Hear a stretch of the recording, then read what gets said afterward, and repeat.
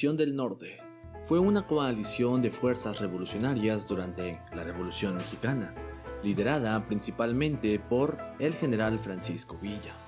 Esta división era una de las facciones más poderosas y destacadas en este conflicto, y desempeñó un papel demasiado crucial en varios eventos importantes durante este periodo.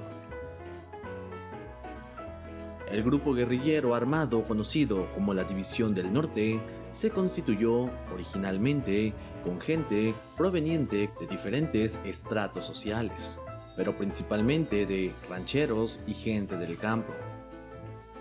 Esta división obtuvo su nombre debido a su ubicación geográfica en el norte de México, específicamente en los estados de Chihuahua, Coahuila, Durango y Zacatecas. Entre sus filas también habían mineros, vaqueros, campesinos y otros sectores marginados de la sociedad mexicana, quienes se unieron bajo el liderazgo de Villa en busca de la llamada justicia social, tierras y reformas políticas. En 1913, Victoriano Huerta se sumó a un golpe de Estado que acabaría con la vida del presidente Madero, convirtiéndose a su vez en presidente de facto.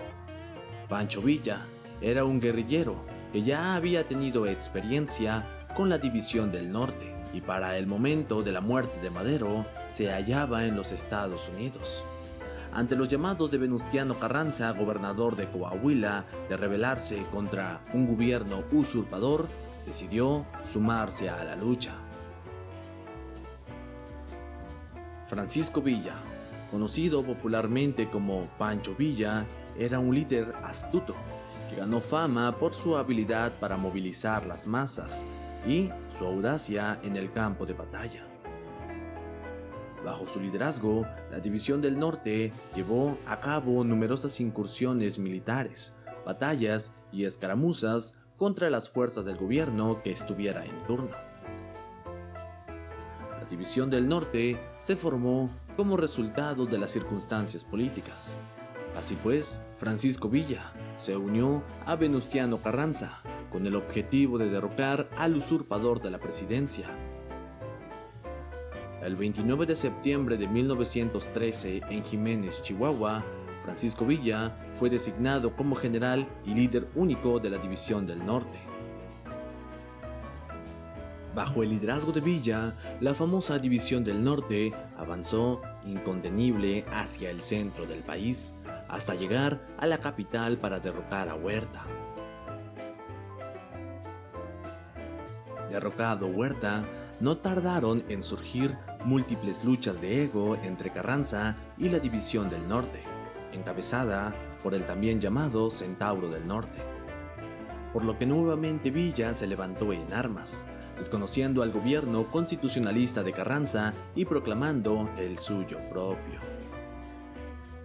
Sin embargo, la derrota de Francisco Villa en la batalla de Celaya en 1915 fue un golpe devastador para la División del Norte. Esta batalla, en la que Villa fue derrotado por las fuerzas del ejército constitucionalista lideradas por Álvaro Obregón, marcó el comienzo del declive de Villa como líder militar y el debilitamiento significativo de la influencia de la División del Norte en el escenario político y militar de México. La incursión de las fuerzas estadounidenses en territorio mexicano en la llamada Expedición Punitiva en 1916 y 1917, en un intento de capturar a Francisco Villa después de un ataque a la ciudad de Columbus, Nuevo México, debilitó aún más la capacidad de la División del Norte para resistir a las fuerzas externas y consolidar su control sobre la región norte de México. Con el tiempo, el panorama político en México comenzó a cambiar y el gobierno de Venustiano Carranza y posteriormente de Álvaro Obregón logró consolidar su poder y establecer un nuevo orden político en el país. La influencia de Villa, pues, y de la División del Norte fue eclipsada por las nuevas fuerzas políticas y militares, lo que llevó a su declive y posterior disolución. Después de su derrota y el declive de su influencia, Francisco Villa se retiró a la vida privada en el estado de Chihuahua. Sin embargo, su retirada no lo protegió de la violencia política que caracterizaba a aquella época, siendo asesinado en 1923. Sin embargo, hablaremos de las acciones militares más importantes de la División del Norte. Entre ellas están la Batalla de Torreón. Una acción importante de la División del Norte fue la participación en la Batalla de Torreón en 1913. Torreón, una importante ciudad industrial en el estado de Coahuila, estaba en manos de las fuerzas federales, leales al régimen de Victoriano Huerta. Villa lideró un asalto audaz contra la ciudad y después de un feroz combate urbano, logró capturarla. La victoria en esta ciudad consolidó la posición de Villa como un líder militar destacado y demostró la capacidad de la División del Norte. Otra acción importante podríamos narrar la expedición a Zacatecas en 1914. Fue una de las acciones más destacadas y audaces de la División del Norte. Villa y sus fuerzas en 1914 lanzaron una ofensiva contra las tropas federales del gobierno de Victoriano Huerta, que defendían esta ciudad. A pesar de estar en inferioridad numérica, la División del Norte logró una victoria contundente en esta batalla, capturando la ciudad y causando un golpe devastador al gobierno de Huerta. Esta victoria marcó un punto de inflexión en la Revolución Mexicana y contribuyó al colapso del régimen de Huerta. Por último, podríamos hablar de la campaña en el norte de México.